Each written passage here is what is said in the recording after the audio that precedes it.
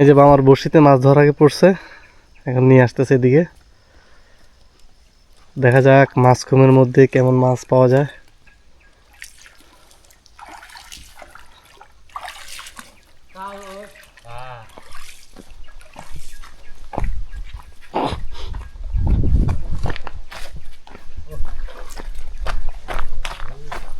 এই যে দেখছেন বড় বড় মাছ, বড় মাছ। হ্যাঁ বড় মাছ। আমরা বড়কি কই করতে পাই মনে